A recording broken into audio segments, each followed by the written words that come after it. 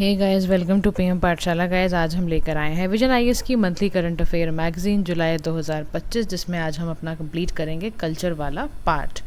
Culture वाले part में सबसे पहले हम डिस्कस करने जा रहे हैं आज चोला गंगम लेक के बारे में। ठीक है, ये न्यूज़ में क्यों रहा, इसके रिलेटेड क्या न्यूज़ में इंफॉर्मेशन है। तो जो भी बच्चे ना कल्चर वाले पार्ट को छोड़ने की कोशिश करते हैं, प्लीज़ मत छोड़िए, क्योंकि यू नेवर नो यूपीएससी आपको कहाँ पे अंडर एस्टिमेट आप मत करना कभी भी, कहाँ पे यूपीएससी आपको घेरेगा आपको भी नहीं पता। तो न्यूज़ में गाइस ये इसलिए रहा चोला गंगम लेक, ये तमिलनाडु में है। ठीक है ना, गवर्नमेंट ने अनाउंस किया कि ये 1000 ईयर ओल्ड हो चुकी है। कितने ईयर्स हो चुकी है? 1000 साल पुरानी हो चुकी है, 1000 साल की हो गई है, लगा लो। ये है आपके गंगईकोंडा चोलापुरम तमिलनाडु में। ठीक है, अभी अनाउंसमेंट हुई कि भाई 1000 साल की हो गई है, इसको वापस से डेवलप करना चाहिए। तो ये अनाउंसमेंट जब हुई ना, तो आदि तिरुवत्तरई फेस्टिवल चल रहा था। वो इसलिए चलता है क्योंकि ना वो बर्थ एनिवर्सरी मनाते हैं राजेंद्र चोला वन की। अगर आपको इन हिस्ट्री आपने चोला एम्पायर की पढ़ी है, तो राजेंद्र चोला जो वन थे, उनकी एनिवर्सरी को मनाने के लिए ये लोग जो है ना यहाँ पर फेस्टिवल मनाते हैं, आदि तिरुवत्तराई फेस्टिवल। ये हर 1000 साल हो गए हैं इस बार राजेंद्र चोला को। तो ये राजेंद्र चोला आपको जानते ही हो, इन्होंने साउथ ईस्ट एशिया पे एक्सपीडिशन का हो या गंगईकोंडा का कंस्ट्रक्शन हो, चोलापुरम का टेम्पल हो, ये सारा इन्होंने कंस्ट्रक्ट किया हुआ है। अच्छा, इन्होंने बेसिकली क्या था, ऑनर किया था तमिल शैवा भक्ति ट्रेडिशंस को। इसमें 63 कौन है? नयनमार्स हैं। कितने हैं? 63 नयनमार्स हैं, सेंट पोएट्स हैं। जो कौन सपोर्ट करता है? चोला डायनेस्टी सपोर्ट करती है। और यहाँ पर शैवा सिद्धांता फिलॉसफी को हाईलाइट करा गया है। अब यहाँ पर टॉपिक नया आता है चोला गंगम लेक के बारे में। चोला गंगम लेक बेसिकली पोनरी लेक इसको कहा जाता है, और रिकॉग्नाइज किया गया था इसको largest ancient manmade lake in India. ये कैसी लेक है? बहुत पुरानी लेक है, बहुत एंशिएंट लेक है और मैनमेड लेक है। ये कहाँ पे सिचुएटेड है? In the Gangaikonda Cholapuram, Ariyalur district of Tamil Nadu, India. ठीक है, कहाँ लोकेटेड है ये? गंगईकोंडा चोलापुरम, अरैयुल्लर डिस्ट्रिक्ट ऑफ तमिलनाडु में ये इंस्ट्रक्टेड है, ये आपका सिचुएटेड है, और इसका कंस्ट्रक्शन करवाया था राजेंद्र चोला वन में। अब इनके बारे में भी हम डिस्कस करते हैं। राजेंद्र चोला वन के बारे में अगर हम देखें तो 1014 से लेकर 1044 कॉमन एरा तक ये थे, और ये बेटे थे आपके राजा वन के। मोस्ट पावरफुल चोला रूलर ये रहे हैं। तो याद रखना, राजा वन जो है मोस्ट पावरफुल चोला रूलर हैं, और ये किसके बेटे हैं? राजा वन के। Was son of Raja one. किसके बेटे हैं ये? राजा वन, इनके फादर हैं राजेंद्र चोला वन, जो है इनके बेटे हैं। Was son of Raja one, और बहुत ही पावरफुल चोला रूलर रहे हैं।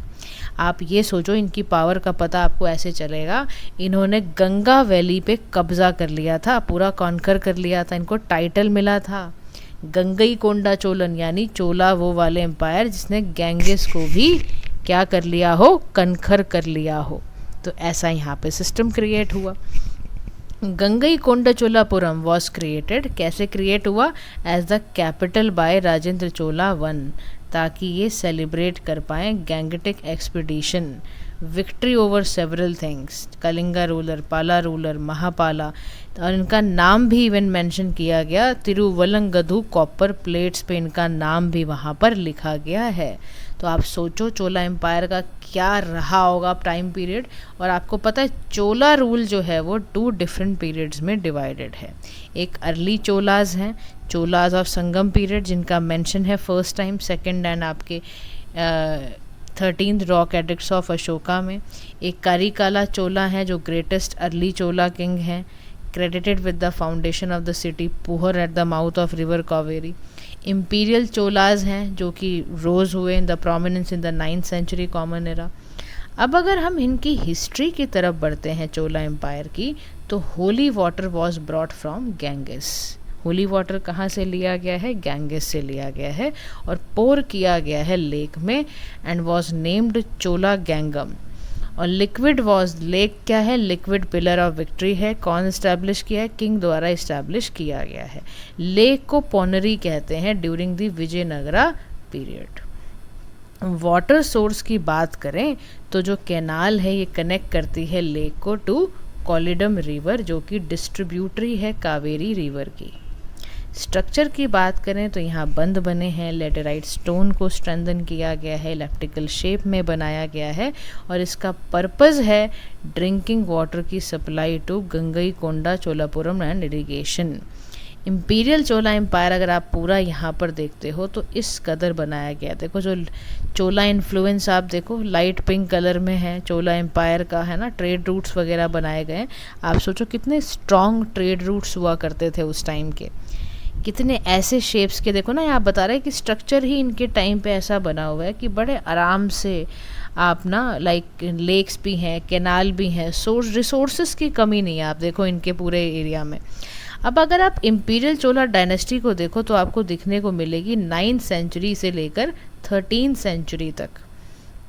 अब इसकी बिगिनिंग कैसे हुई, तो बिगिनिंग हुई है माइनर चीफ्स इन उरेयूर अंडर पल्लवास। पल्लवा कब राइज हुए चोलाज, इनकी पावर राइज हुई 9th सेंचुरी में अंडर विजयालय चोला के नाम से। की इंस्क्रिप्शंस की बात करें तो उत्तरा मिरर इंस्क्रिप्शंस हैं जिसमें चोला के एडमिनिस्ट्रेशन के बारे में, इलेक्शंस के बारे में बड़े डिटेल में दिया हुआ है। एडमिनिस्ट्रेशन की बात करें तो किंगडम को डिवाइड किया गया है नंबर ऑफ प्रोविंसेस को, जिसको मंडलम्स कहते हैं, और मंडलम्स को इन टर्न फिर डिवाइड करा गया है वलनाडु और नाडूस के नाम पर। नेक्स्ट एडमिनिस्ट्रेटिव सब डिवीजन क्या है, कुर्रम्स एंड कोटम्स के नाम से यहाँ पर डिस्ट्रीब्यूटेड हो रखा है। नेक्स्ट यहाँ पर बात आता है लोकल सेल्फ गवर्नेंस के बारे में कि लोकल सेल्फ गवर्नेंस कैसा है। विलेज असेंबली, जिसको ओरिया सभा कहते हैं, whose members were elected by, कैसे यहाँ पर एक बड़ा सा लॉट होता था, उसमें से मेंबर या जो और होते थे वहाँ से आपके सेलेक्ट होते थे, इलेक्ट होते थे, और इस पूरे सिस्टम को कोदा वुलई सिस्टम कहते थे। यानी कि इनका सेल्फ गवर्नेंस भी कैसा है, लोकल है। इनका चोला एम्पायर्स का टैक्स सिस्टम कैसा है, फोर्स लेबर है, वित्ती जिसको कहते थे। ये टर्म्स याद रखिएगा, कदम्मई मतलब लैंड रेवेन्यू। और मैरी टाइम की आप बात करते हो तो बहुत ही पावरफुल नेवी है यहाँ पर। राजा चोला वन ने यहाँ पे इस्टेब्लिश किया पावरफुल नेवी ताकि स्ट्रेंथन हो सके। Rajendra Chola most prominent example है। नेवल एक्सपीडिशंस है against the Srivijaya empire in south east Asia. Diplomatic and trade relations रहे इनके श्रीलंका, मालदीव्स, चाइना के साथ।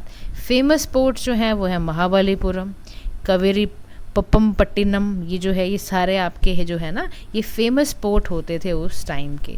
इनका कल्चरल हिस्ट्री पे जाओगे अगर आप तो ध्यान से समझना, इनके टेम्पल्स बड़े ही सुंदर, ग्रेट लिविंग चोला टेम्पल्स। चाहे आपको पता है इनके टेम्पल्स इतने स्प्लेंडेड, इतने चमकदार, इतने ज़बरदस्त होते थे, इतने बड़े होते थे कि उनको यूनेस्को की वर्ल्ड हेरिटेज साइट्स का भी दर्जा दिया गया। आप सोचो कितने ज़बरदस्त, यानी कि ये लोग अपने टेम्पल्स वगैरह बनाते थे, ठीक है ना। मतलब आप सोचो ना, स्प्लेंडेड ही लिख दिया उन्होंने, इतना ज़बरदस्त, इतने शानदार, इतने मैग्निफिसेंट, आप पूछो नहीं। तो वो कौन कौन से हैं, गंगईकोंडा चोलापुरम, एरावतेश्वरा, बृहदेश्वरा, ये सारे के सारे। और इनके स्कल्पचर्स इतने सुंदर, ब्रॉन्ज, स्पेशली जो इनका आइकॉनिक नटराजा होता था वो भी बहुत सुंदर हुआ करता था। अब हमारे पास ये 3 तरह के टेम्पल्स हैं, एरावतेश्वरा टेम्पल, गंगईकोंडा चोला या बृहदेश्वरा टेम्पल, ये 3 तरह के टेम्पल्स हैं लगाए हुए हैं। लोकेशंस की गाइस बात करें तो बृहदेश्वरा टेम्पल की लोकेशन क्या है, तंजावर में है। गंगईकोंडा की बात करें तो ये गंगईकोंडा चोलापुरम में है। एरावतेश्वरा टेम्पल की बात करें तो ये दरासुरम तंजावर डिस्ट्रिक्ट में है। बृहदेश्वरा टेम्पल का जो आर्किटेक्चर है वो द्रविडियन है, गंगईकोंडा का द्रविडियन है। यहाँ पर एरावतेश्वरा टेम्पल का मतलब है Dravidian with main stone work जो रिजेंबल करता है चेरियट्स को। अच्छा, डीटीज़ की बात करें तो लॉर्ड शिवा इनकी डीटीज़ हैं। टाइम पीरियड है 1010 एडी का। यहाँ पे टाइम पीरियड याद रखना, इनके बिल्ड किसके द्वारा किया गया ये पता होना चाहिए। यूनेस्को की तीनों ही हेरिटेज लिस्ट में हैं। इनके इंस्क्रिप्शंस बहुत सुंदर बनाए गए हैं, समझ रहे हो। रावत देखो बोला ही गया है, मैजेस्टिक वाइट एलिफेंट होता था लॉर्ड इंदिरा का, उसके नाम पे रखा गया है इस टेम्पल का नाम लॉर्ड एरावतेश्वरा टेम्पल। इतने सुंदर टेम्पल्स की नक्काशी है आपको मिलेगी कि मज़ा आ जाएगा आपको देख के। तो कंक्लूजन में कह रहा है कि जो आपकी चोला गंगम लेक है या टेम्पल्स हैं चोला पीरियड के, वो बहुत बढ़िया दिखाते हैं कि चोला एम्पायर की इंजीनियरिंग कितनी ज़बरदस्त थी। मैरीटाइम, ओए होए, ट्रेड इतना अच्छा करते थे, एडमिनिस्ट्रेशन का इतना ज़बरदस्त फॉरसाइट था इनका कि आप आज भी इनका मतलब वैसा एडमिनिस्ट्रेशन हमारे देश में अगर आ जाए तो बहुत अच्छा हम करने शुरू करते हैं। आर्टिस्ट्री, स्पिरिचुअलिटी बहुत अच्छा, वाटर मैनेजमेंट कितना, इनकी लेगेसी सोचो आप, वाटर मैनेजमेंट बहुत अच्छा है इनका। हम कहते हैं हिस्ट्री कल्चर करके क्या आप करेंगे गाइस, ये सब सीखेंगे हम। आर्किटेक्चरल मार्वल्स बनाना, मैरीटाइम एक्सपीडिशंस करना, शेवे ट्रेडिशंस को इन्होंने बहुत ज़्यादा प्रमोट किया है और अल्टीमेटली इंडिया के कल्चरल प्राइड का ये हिस्सा रहा है यार, इतना ज़बरदस्त था, आप लगा लो। ठीक है, next we are moving towards the next topic जिसमें हम पढ़ेंगे मराठा का मिलिट्री लैंडस्केप के बारे में। तो ये न्यूज़ में क्यों रहा, क्योंकि मराठा का जो मिलिट्री लैंडस्केप है ना वो ऐड हो गया था यूनेस्को की वर्ल्ड हेरिटेज लिस्ट में, और ये क्या है 44 साइट है फ्रॉम इंडिया। तो फोर्ट्स इन मराठा मिलिट्री लैंडस्केप, तो सलहेर है, शिवनेरी है, लोहागढ़ है, राजगढ़ है, पन्हाला है, ये सारे के सारे जो हैं इम्पॉर्टेंट फोर्ट्स हैं। तो मराठा मिलिट्री लैंडस्केप की बात की जाए तो tentative list of world heritage site 2021 में डाला गया है। जोग्राफिकली ये महाराष्ट्र और तमिलनाडु में फैला हुआ है।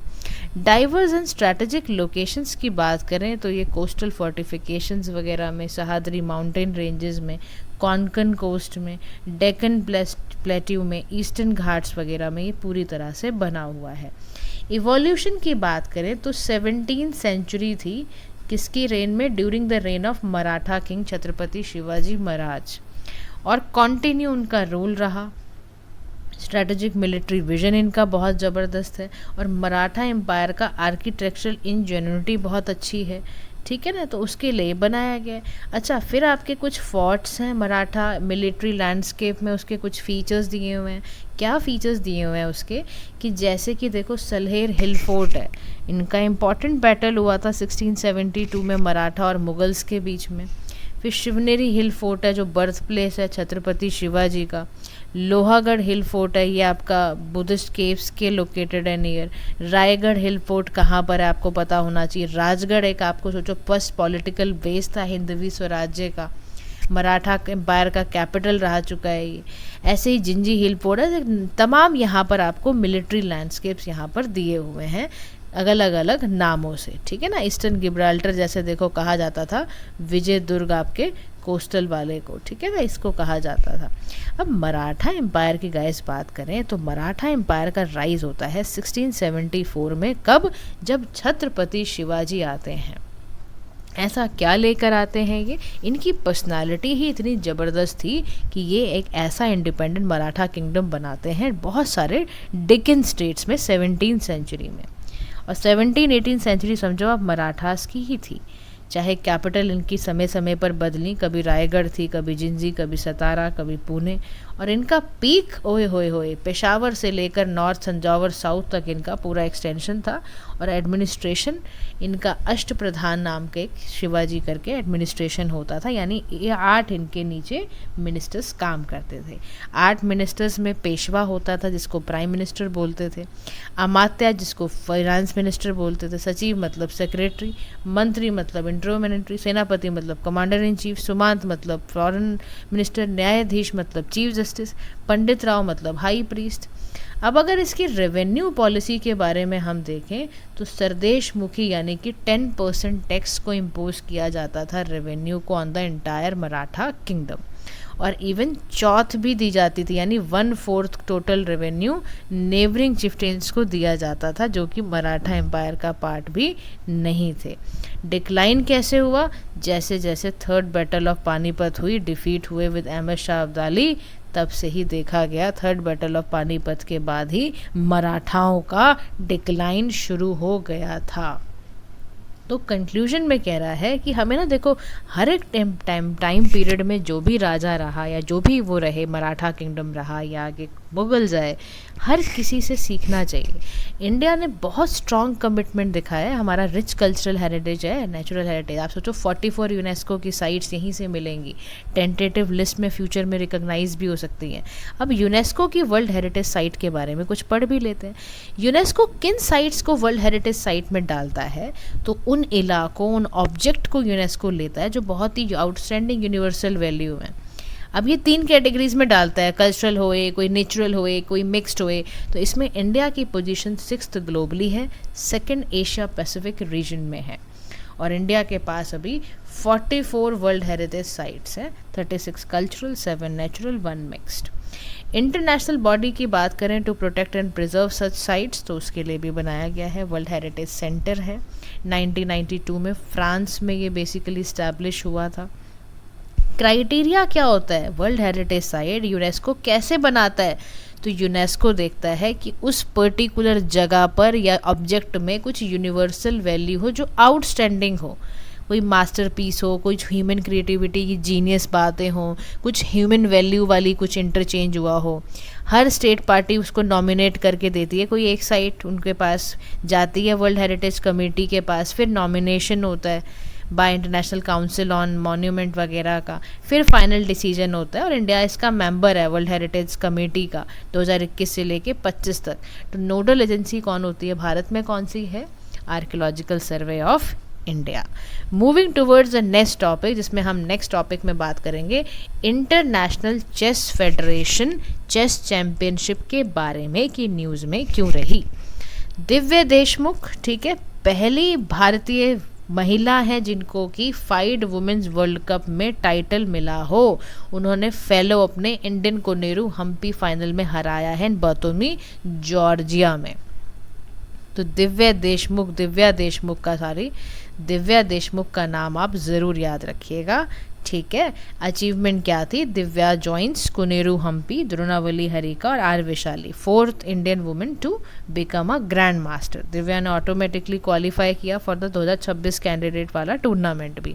अच्छा, इसके अलावा एक और न्यूज़ है कि अभिमन्यु मिश्रा थे, अमेरिकन चेस प्लेयर, ये यंगेस्ट इंटरनेशनल मास्टर 2019 में रहे हैं और बहुत कम उम्र में इनको ग्रैंड मास्टर नॉम मिला था, जब 10 साल के थे ना तभी से बन गए थे।